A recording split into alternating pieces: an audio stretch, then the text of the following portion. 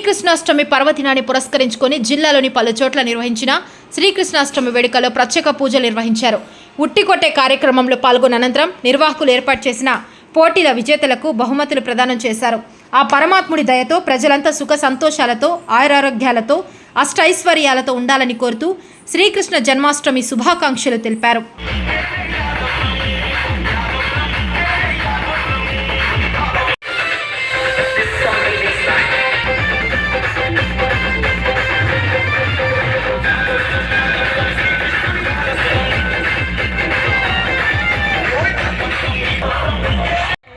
పెద్దలు కొంచెం ప్రోత్సహించాలని చిన్నపిల్లల్ని రాబోయే తరం ఉపదేశం చేయాల్సిందిగా కోరుతున్నాము.